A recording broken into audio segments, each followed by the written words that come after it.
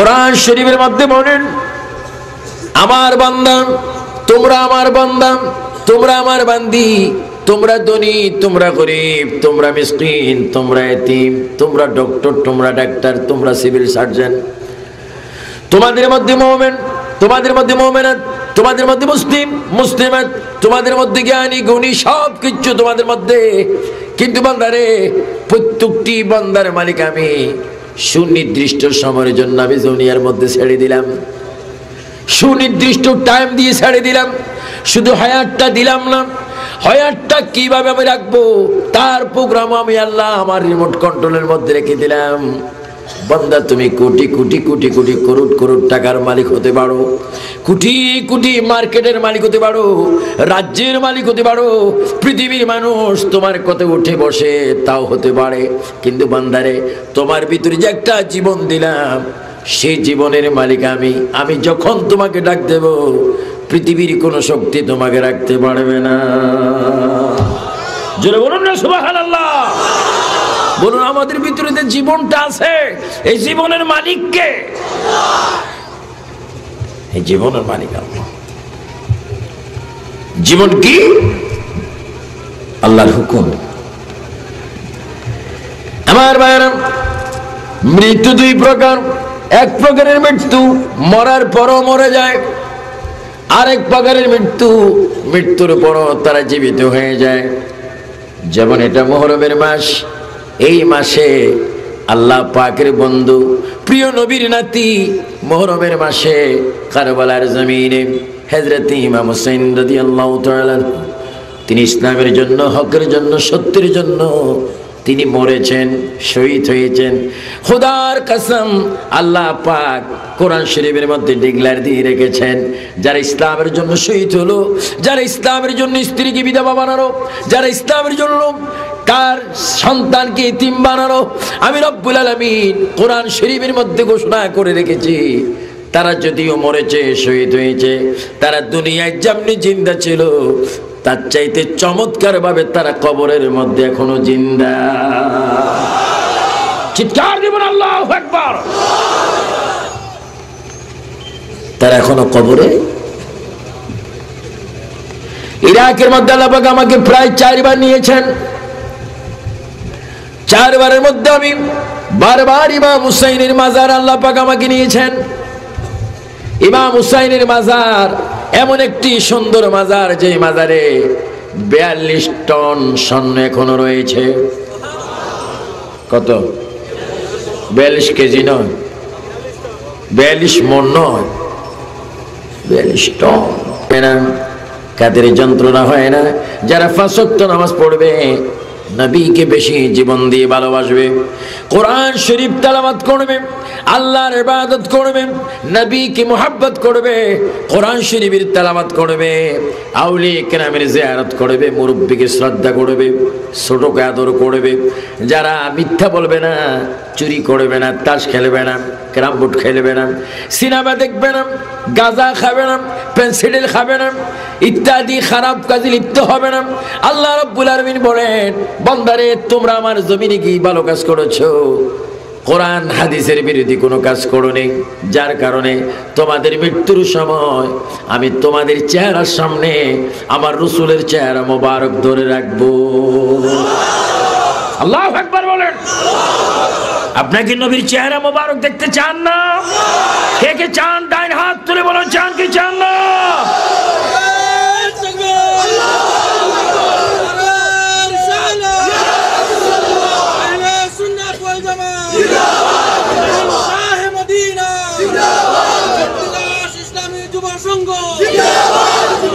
আমার ভাইরা, আমার যুবক যুবক ছেলেরা, যারা তোমরা 25-32 বছরের ছেলে, তোমরা আমার নিঃসন্তানের মতো, আমি তোমাদের একজন পিতার সমতুল্য ব্যক্তি হয়ে বলতে চাই, তোমার মতো কত যুবক এই মৌলভীবাজার জেলার বহু কবরস্থানে, গুরুস্থানে চলে গেছে। তাদের কোনো অনেক যুবক আছে জীবনে বিবাহ করার সুযোগ পায়নি, অনেক যুবক আছে শ্বশুর বাড়ি পায়নি, যুবক হওয়ার পরও তার মৃত্যু হয়ে গেছে। মৃত্যু দুই প্রকার, একটা মৃত্যু বড় যন্ত্রণা, একটা মৃত্যু শয়তান তাকে বড় ডিস্টার্ব করবে, শয়তান তাকে যন্ত্রণা দিবে। আর একটা মৃত্যু এমন একটা মৃত্যু, তোমার মৃত্যুর সময় আজরাইল যখন তোমার সামনে আসবে, হাদিস শরীফের মধ্যে আসে, মৃত্যুর সময় মানুষের রগগুলি ঠাস ঠাস করে ছেড়ে যায়, হাড্ডির জোড়াগুলি ঠাস ঠাস করে খুলে যায়, কলিজা 7 বার উলট পুলট হয়ে যায়, পানির তৃষ্ণায় পিপাসায় জিহ্বা শুকিয়ে যায়। ওই কঠিন মুসিবতের সময় শয়তান তোমাকে ডিস্টার্ব করবে। আর রাসূল বলেন, উম্মত আমার আল্লাহর জমিনে এসে যদি কলমা শরীফ পড়ে থাকো, কোরআন শরীফ পড়ে থাকো, ফজর যোহর আসর মাগরিব এশা নামাজগুলা যদি সঠিকভাবে আদায় করে থাকো, কোরআন শরীফকে যদি শ্রদ্ধা করে থাকো, আমি রাসূলকে যদি প্রাণ ভরে মোহাব্বত করে যদি দুরূদ শরীফ রেগুলার প্রতিদিন পড়ে থাকো, তোমার মৃত্যুর যন্ত্রণা যখন শুরু হবে, আজরাইলের চেহারা তোমার সামনে যাওয়ার আগে আমি রাসূল তোমার সামনে হাজির হয়ে যাব। রাসূল আসার ক্ষমতা আছে কিনা? আর একটু জোরে বলেন। আল্লাহ পাক আজরাইলকে পাঠাইলেন। আমার রাসূল অসুস্থ, আমার রাসূল শুয়ে আছেন, আর রাসূলের পাশে বসে আছেন রাসূলের কন্যা,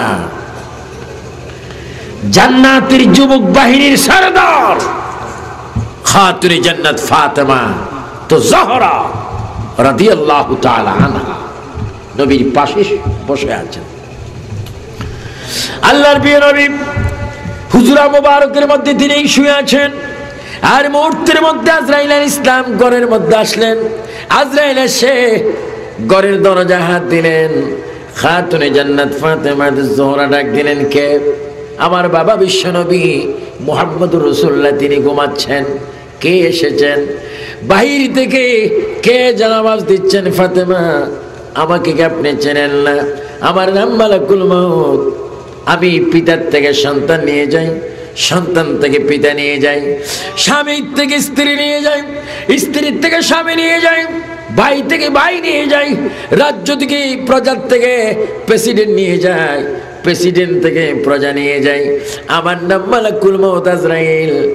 এই খবরটুকু শুনে ফাতেমা জোহরা নবীকে ডাক দিলেন, ইয়া রাসূলুল্লাহ, এই ঘরের মধ্যে আপনি আর আমি, মালাকুল মউত কেন আসলো আমাকে একটু বলেন। আমার প্রিয় নবী কেঁদে কেঁদে বলে, মা মা কেঁদো না, আল্লাহ রাব্বুল আলামিন ইসলাম ধর্ম নিয়ে আমাকে পাঠিয়েছেন, আমাকে পাঠাইবার পরে কোরআন শরীফ তিনি দিয়েছেন, পরিপূর্ণ ইসলাম আমি প্রকাশ করলাম, প্রচার করলাম, আমার উপর যা ওর প্রতি দায়িত্ব ছিল দায়িত্ব পালন করলাম। মা আমি দুনিয়ার জন্য যেমন নবী, কবরের জন্য তেমন নবী, জীবিত ব্যক্তিদের জন্য যেমন রহমত, মৃত ব্যক্তিদের জন্য রহমত। দুনিয়ার মধ্যে আমার দায়িত্ব শেষ, আমি করলাম, কবরের মধ্যে যাব, কবরের ভিতরে কোটি কোটি উম্মতে মুহাম্মাদি আমার যাওয়ার অপেক্ষা করতেছে। জোরে বলুন সুবহানাল্লাহ। আমাদের দেশে যে প্রেসিডেন্ট, বর্তমান বাংলাদেশের প্রেসিডেন্ট মহামান্য রাষ্ট্রপতি জিল্লুর রহমান সাহেব, উনি বর্তমান বাংলাদেশের প্রেসিডেন্ট। ওনার মৃত্যুর পরে এই বাংলাদেশের এরিয়া জিল্লুর রহমান সাহেবের কোনো ক্ষমতা চলবে? আরো যদি কোনো ক্ষমতা চলবে? কোন মন্ত্রী ইন্তেকালের পরে তার কোনো ক্ষমতা চলবে? কিন্তু আমার রাসূল যাওয়ার পরও ক্ষমতা আছে কিনা? আর একটু চিল্লিয়ে বলতে হবে, আছে কিনা? এই ক্ষমতা রাসূলকে দিয়েছেন কে? আল্লাহর প্রিয় নবী বলেন, ফাতেমা ফাতেমা ঘরের দরজা সুন্দর করে খুলে দাও, মেহমানকে ঘরে প্রবেশ করতে দাও। রব্বুল আলামিন তার বন্ধুর কাছে মেহমান পাঠাইলেন। মা ফাতেমা বলেন, ইয়া রাসূলুল্লাহ, এটা তো মেহমান না, এটা আজরাইল মালাকুল মউত প্রাণ নিয়ে যায়। আল্লাহর প্রিয় নবী বিশ্ব নবী চোখের পানি ছেড়ে বলেন, ফাতেমা তুমি কেঁদো না, মেহমানকে আমার পাশে আসতে যাও, কারণ আল্লাহ পাক বন্ধুর কাছে মেহমান পাঠিয়েছেন, আমি বন্ধুকে রিসিভ করে নিলাম, বন্ধুর পাশে বসার জায়গা দাও। মা ফাতেমা দরজা খুলে দিলেন, আর এই মুহূর্তে মা ফাতেমা দৌড় দিয়ে ইমাম হাসান হুসাইনের কাছে গেলেন, আমার সন্তানেরা তোমরা একটি খবর শোনো, আমার বাবা বিশ্ব নবী, নূর নবী, কামলিওয়ালা নবী, তারানেওয়ালা নবী, বাঁচানেওয়ালা নবী, হাসুরের ময়দানের দুলহা নবী, তিনি দুনিয়ার থেকে চলে যাচ্ছেন। তোমাদের যদি কোনো কথা থাকে, আমার আব্বার সাথে তোমাদের কোনো কথা কাটছিট করে নাও। এই দুটি ভাই চাতক পাখির মতো, ঘোড়ার মতো, বিজলির মতো দৌড় দিয়ে রাসূলুল্লাহর দুই দিকে এসে দুনো ভাই আল্লাহর নবীর গাল মোবারকের মধ্যে চুমা খেতে আরম্ভ করলেন। আর কেঁদে কেঁদে বলেন, না গো, মায়ের থেকে একটা শব্দ শুনলাম, আজরাইল নাকি এখানে প্রবেশ করেছে, আপনাকে নেওয়ার জন্য বুঝে এসেছে। আমার নবী দুনো ভাইকে জড়ে ধরে বুকের মধ্যে নিয়ে বললেন, হুসাইন রে, হাসান রে, আর কেঁদো না, আমি রসুল চলে যাব, কিন্তু তোমাদের কাছে আল্লাহর কোরআন আমি রেখে যাচ্ছি, তোমাদের কাছে আমার হাদিসগুলা রেখে যাচ্ছি। হ্যাঁ হুসাইন, যদিও আমি চলে যাচ্ছি, 5 ওয়াক্ত নামাজ তোমরা পড়বে। ওই নামাজের ভিতরে তোমার নানাকে যখন তোমরা সালাম দিবে, আসসালামু আলাইকা আইয়ুহান নবিয়্যু, তোমরা যদি নামাজের ভিতরে আমাকে সালাম দাও, কিয়ামত পর্যন্ত আমার কোন উম্মত যদি আমাকে সালাম দিতে থাকে, সালাম দিতে দেরি হবে, আমি রাসূল তার পাশে আসতে দেরি হবে না। আল্লাহু আকবার বলেন। শুনুন, আল্লাহর প্রিয় নবী দু জাহানের বাদশা নবীর পাশে ইমাম হাসান আর ইমাম হোসেন তারা বসে আছেন। মা ফাতেমা কাঁদতেছেন। আল্লাহর নবী নিজের মেয়েকে ডাক দিলেন, এ ফাতেমা, তুমি কাঁদছো কেন? তোমার স্বামী বড় দামি স্বামী, তুমি কাঁদছো কেন? তোমার সন্তানগুলো বড় দামি সন্তান, তুমি কাঁদছো কেন? তোমার মা বড় একজন দামি মা। ও ফাতেমা, তুমি কাঁদছো কেন? তোমার বাবার মতো তো আর দুনিয়ায় কোনো বাবা কেউ পায়নি। ফাতেমা, তুমি কাঁদছো কেন? তুমি কি জানো না কোন বাবার কথা কোরআন শরীফের মধ্যে নাই, কিন্তু তোমার বাবাকে আল্লাহ পাক কোরআন শরীফের মধ্যে বলে দিয়েছেন। আমার যুবক যুবক বাবারা বলো, ওয়ামা আরসালনাকা ইল্লা রাহমাতাল লিল। আর একটু জোরে জোরে আয়াতটা পড়ুন, ফেরেশতারা ক্যাসেট করো, গুনাহ মাফ হোক।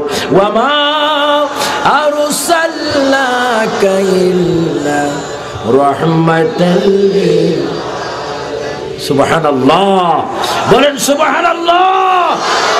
ফাতেমা, তুমি কাঁদছো কেন আমার মৃত্যুর খবর শুনে? ও ফাতেমা, তোমার বাবার মতো আর বাবা নেই, তোমার মায়ের মতো আর মা নেই, তোমার স্বামীর মতো স্বামী নেই, তোমার সন্তানদের মতো আর কোনো সন্তান নেই। ফাতেমা, আমি রাসূল তোমার বাবা হিসেবে সার্টিফিকেট দিলাম, তোমার মতো আর কোনো মহিলা নাই। চিৎকার দিয়ে বলেন সুবহানাল্লাহ। ফাতেমা, কাঁদছো কেন? এ ফাতেমা, এই দিকে আসো, আমার মৃত্যুর খবর শুনে তুমি কাঁদছো। শুনো, তোমাকে আমি একটি গোপন তথ্য তোমার কানে বলে যাচ্ছি, যেটা শুনে তোমার চোখের পানি তুমি মুছে ফেলবে।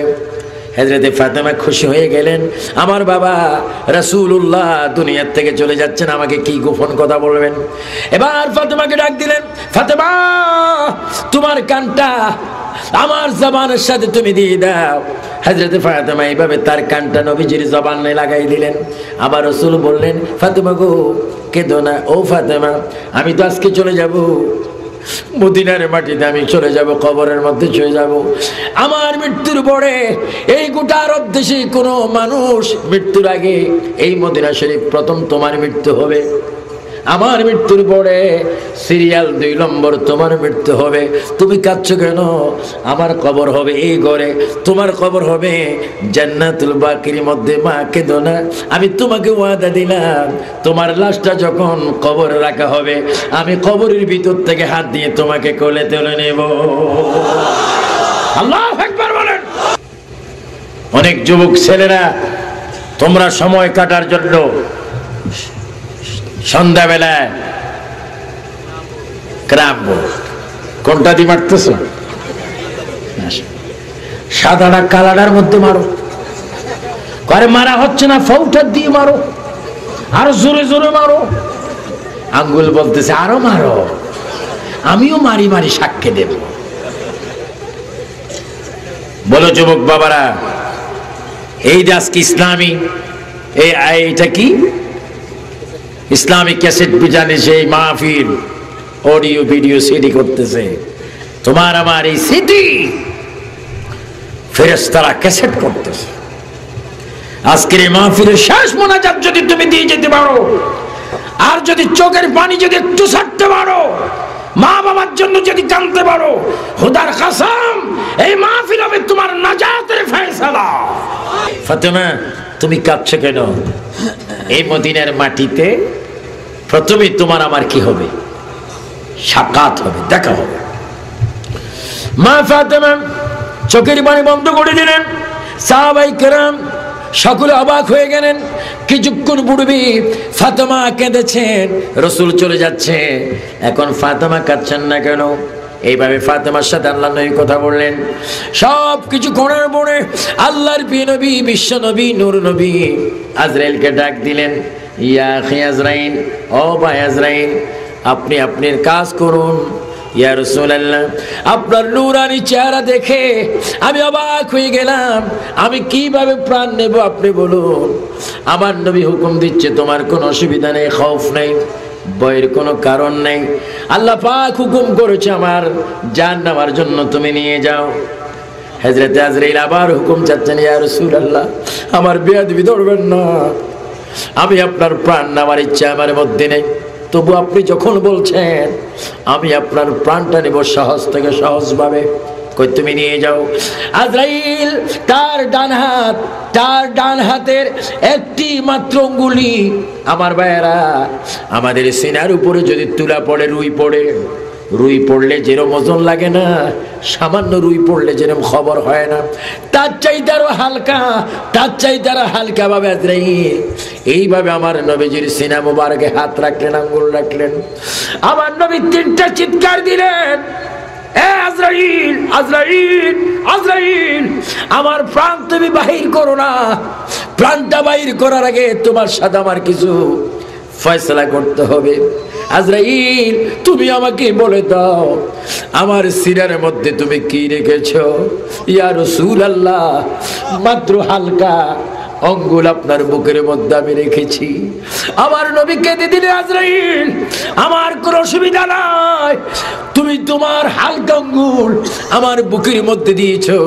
আমি রাসূল আল্লাহর কসম খেয়ে বললাম, মনে হচ্ছে যেন 7টা জমিন আর আসমান তুলে দিয়েছো। আজরাইল, তোমার এই যন্ত্রণা আমার উম্মত সহ্য করতে পারবে না, তোমার এই কষ্ট আমার কোন উম্মত সহ্য করতে পারবে না। আজরাইল এবার কেঁদে কেঁদে বলেন, ইয়া রাসূলুল্লাহ, এর চাইতে সহজভাবে আপনার রূহ নেওয়ার মতো কোনো ক্ষমতা আমার কাছে নেই, কোনো আম্বিয়া কেরামকে এইভাবে আমি নেই। ইয়া রাসূলুল্লাহ, আমার নবী কেঁদে কেঁদে বলে, আজরাইল, আমাকে আরো কষ্ট দাও, আরো কষ্ট দাও, আমি মানবো। তুমি একটু লিখিতে দাও, কিয়ামত পর্যন্ত আমার যেই সমস্ত উম্মত আসবে সকলের মৃত্যুর যন্ত্রণা আমাকে দিয়ে দাও। আমার উম্মত তোমার কষ্ট সহ্য করতে পারবে না। আজরাইল এবার কেঁদে কেঁদে নবীর কদম মোবারক ধরে বলে, ইয়া রাসূলুল্লাহ, আমি আপনাকে একটা ওয়াদা দিলাম, আপনার উম্মতের ব্যাপারে একটা ওয়াদা দিলাম, যারা মৃত্যুর যন্ত্রণা থেকে কষ্ট পাবে না তাদের ব্যাপারে বলে দিলাম। ইয়া রাসূলুল্লাহ, আপনার কোন উম্মত যদি মায়ের কোলে শিশু অবস্থায় দুধ খেতে খেতে মায়ের কোলে শিশু যখন ঘুমিয়ে যায়, শিশুর জবান থেকে মায়ের দুধের স্তন যখন বাহির করে, শিশুর ঘুম ভাঙে না। ইয়া রাসূলুল্লাহ, আরেকটা যুক্তি আমি আপনাকে দিচ্ছি। ইয়া রাসূলুল্লাহ, ময়দা আটার ভিতর থেকে যদি একটা চিকন চুল বাহির করা হয়, ওই চুল বাহির করলে আটা কোনো নড়াচড়া করে না। ইয়া রাসূলুল্লাহ, আরেকটা দিচ্ছি, কোন চুম্বক যদি চুম্বককে দেখে চুম্বকের মধ্যে চলে যায়। হুজুর, আমি আপনাকে ওয়াদা দিলাম, এই চাঁদনী ঘাটের যুব সংঘের উদ্যোগী এই যুবকদের মতো যারা আপনার প্রেমে মাহফিল করবে, দুরূদ শরীফ পড়বে, তাদের প্রাণ আমি এমনি ভাবে কবজ করব। চুম্বক দেখলে যেমনি ভাবে ছট করে একটা সাথে লেগে যায়, ইমানদারের প্রাণ আমি এমনি ভাবে কবজ করব। আপনার চেহারা তাদের সামনে বাসায় রাখবো, তারা আপনার নূরানি চেহারা দেখে দেখে কলমা শরীফ পড়ে কবরে চলে আসবে। জোরে বলুন সুবহানাল্লাহ। আল্লাহু আকবার। দুই হাত তুলে বলো নবীর চেহারা চাই কি চাই না? আল্লাহু আকবার। এটা সবাই দরুদ শরীফ পড়ুন। আল্লাহুম্মা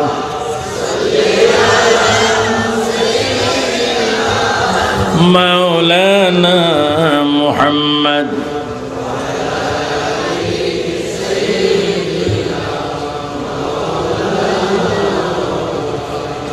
জননী মোর মা ফাতেমা, বলুন জননী মোর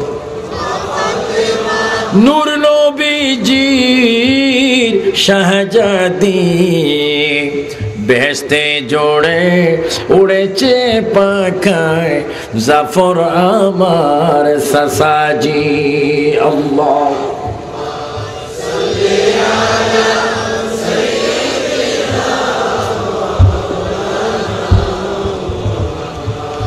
ওয়ালা আলিস